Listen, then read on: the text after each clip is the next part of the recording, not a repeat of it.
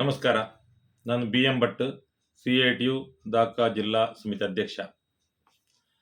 ಸಂಗಾತಿಗಳೇ, ಪ್ರಜ್ಞಾವಾದ ನಾಗರಿಕ ಬಂಧುಗಳೇ,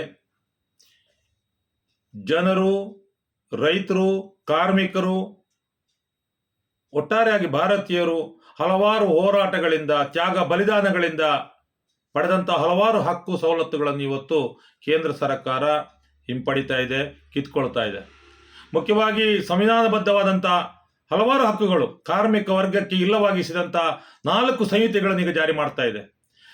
ಕಾರ್ಮಿಕರು ಚಳವಳಿ ಮೂಲಕ 8 ಗಂಟೆ ಕೆಲಸದ್ದಾಗಿರ್ಬೋದು, ಸಂಘ ಕಟ್ಟುವ ಹಕ್ಕುಗಳಾಗಿರ್ಬೋದು, ಪ್ರಶ್ನೆ ಮಾಡುವ ಹಕ್ಕುಗಳಾಗಿರ್ಬೋದು, ಪ್ರತಿಭಟನೆ ಮಾಡುವ ಹಕ್ಕುಗಳಾಗಿರ್ಬೋದು, ಇದೆಲ್ಲವನ್ನು ಕೂಡ ಕನಿಷ್ಠ ಕೂಲಿ ಬೇಕು, ನ್ಯಾಯಯುತ ಸಂಬಳ ಬೇಕು, ಬದುಕುವ ವೇತನ ಬೇಕು, ಈ ಎಲ್ಲ ಸಂವಿಧಾನಬದ್ಧ ಹಕ್ಕುಗಳನ್ನು ಕೂಡ ಕಿತ್ತೆಸದಂಥ ಕೇಂದ್ರ ಸರ್ಕಾರ 29 ಕಾನೂನುಗಳನ್ನು ರದ್ದುಪಡಿಸಿದೆ. ಅದರಲ್ಲಿ BD ಆ್ಯಂಡ್ ಸಿಗರ್ ಆಕ್ಟ್ ಕೂಡ ಒಂದು. BD ಆ್ಯಂಡ್ ಸಿಗರ್ ಆಕ್ಟ್ ಇನ್ನಿಲ್ಲ. ಹಲವಾರು ಉಪವಾಸ ಸತ್ಯಾಗ್ರಹ ಮೂಲಕ, ಹೋರಾಟಗಳ ಮೂಲಕ ಈ ಕಾನೂನು ಜಾರಿಯಾಗಿತ್ತು 1960ರ ದಶಕದಲ್ಲಿ.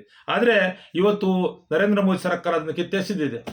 ಆದ್ದರಿಂದ ನಾವು ನಮ್ಮ ಹಕ್ಕು ಸವಲತ್ತುಗಳು ಉಳಿವಿಗಾಗಿ, ಸಂವಿಧಾನದ ಉಳಿವಿಗಾಗಿ, ನಮ್ಮ ಸಂವಿಧಾನಬದ್ಧ ಹಕ್ಕುಗಳ ರಕ್ಷಣೆಗಾಗಿ ನಾವು ಹೋರಾಟ ಮಾಡಲೇಬೇಕು ಅಂತೇಳಿ ನಿರ್ಧರಿಸಿದ ಎಲ್ಲ ಕೇಂದ್ರ ಕಾರ್ಮಿಕ ಸಂಘಟನೆಗಳು ಫೆಬ್ರವರಿ 12ಕ್ಕೆ ಅಖಿಲ ಭಾರತ ಮುಷ್ಕರ ಕರೆ ಕೊಟ್ಟಿದೆ. ಈ ನಿಟ್ಟಿನಲ್ಲಿ ಫೆಬ್ರವರಿ 12ರ ನಡೆಯುವ ಮುಷ್ಕರ ಯಶಸ್ವಿಯಾಗಬೇಕು, ಜನರಿಗೆ ಅದರ ವಿಷಯ ತಿಳಿಯಬೇಕು, ಜನಜಾಗೃತಿ ಆಗಬೇಕು ಹೇಳೋ ದೃಷ್ಟಿಯಿಂದ, ಈ 4 ಸಂಹಿತೆಗಳ ಅಪಾಯಗಳನ್ನು ಜನರಿಗೆ ತಿಳಿಸಬೇಕು ಅಂತ ಹೇಳೋ ದೃಷ್ಟಿಯಿಂದ 26/1/2026 ಸೋಮವಾರ ಬೆಳಿಗ್ಗೆ 10 ಗಂಟೆಗೆ ಬೆಳ್ತಂಗಡಿಯಿಂದ ಪ್ರಾರಂಭ ಆದಂಥ ಒಂದು ಪಾದಯಾತ್ರೆ, ಕಾಲ್ನಡಿಗೆ ಜಾಥಾ CIT ನೇತೃತ್ವದಲ್ಲಿ ನಡೀತದೆ. 29/1/2026 4 ದಿವಸ ಈ ಜಾಥಾ ನಡೀತದೆ. ಬೆಳ್ತಂಗಡಿಯಿಂದ ಮಂಗಳೂರು ತನಕ ಬಿಡಿ ಕಾರ್ಮಿಕರು ದೊಡ್ಡ ಸಂಖ್ಯೆಯಲ್ಲಿ ಬರಬೇಕು. ಈ ಜಾಥಾವನ್ನು ಯಶಸ್ವಿ ಮಾಡಿಕೊಡ್ಬೇಕು.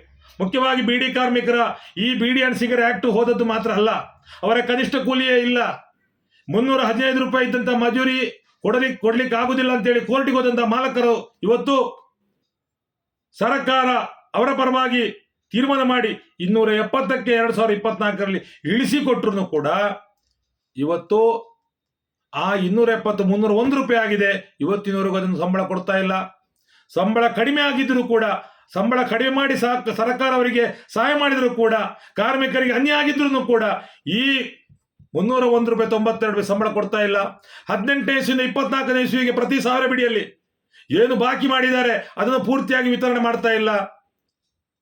ಕೊಡುವುದರಲ್ಲಿ ಕೂಡ ರಿಸರ್ವ್ ವರ್ಕರ್ಗಳಿಗಿಲ್ಲ, ಕೆಲವು ವರ್ಕರ್ BD ಸರಿ ಇಲ್ಲ, ಈ ರೀತಿ ಎಲ್ಲ ಗೊಂದಲ ಮಾಡಿಟ್ಟಿದ್ದಾರೆ. ಎಲ್ಲವನ್ನೂ ಪಡಿಲಿಕ್ಕೆ ಬೇಕಾಗಿ ನಾವು ಈ ಜಾಥಾದಲ್ಲಿ ಸೇರಿಕೊಳ್ಳಬೇಕು. BD ಕಾರ್ಮಿಕರ ಹಕ್ಕು ಸವಲತ್ತು ಉಳಿಸಿಕೊಳ್ಬೇಕು. ಕೇಂದ್ರ ಸರ್ಕಾರ ಏನು ಕಲ್ಯಾಣ ಮಂಡಳಿ ರದ್ದುಪಡಿಸಿ ಸ್ಕಾಲರ್ಶಿಪ್ ಮುಂತಾದವುಗಳನ್ನು ರದ್ದುಪಡಿಸಿದೋ ಆ ಹಕ್ಕುಗಳು ನಮಗೆ ಬೇಕು. ಸ್ಕಾಲರ್ಶಿಪ್ ಬೇಕು, ಎಲ್ಲ ಆಸ್ಪತ್ರೆ ಮನೆ ಸಹಾಯಗಳು ಕೂಡ ನಮಗೆ ಬೇಕು ಅಂತ ಹೇಳೋ ದೃಷ್ಟಿಯಲ್ಲಿ ಈ ಕಾಲ್ನಡಿ ಜಾಥಾ ನಡೀತದೆ. ದೊಡ್ಡ ಸಂಖ್ಯೆಯಲ್ಲಿ BD ಕಾರ್ಮಿಕರು ಭಾಗವಹಿಸಿ ಈ ಜಾಥಾವನ್ನು ಯಶಸ್ವಿಗೊಳಿಸಿಕೊಡ್ಬೇಕು ಅಂತೇಳಿ ತಮ್ಮೆಲ್ಲರಲ್ಲಿ ವಿನಂತಿಸುತ್ತಾ ನನ್ನ ಮಾತು ಮುಗಿಸ್ತೇನೆ. ನಮಸ್ಕಾರ.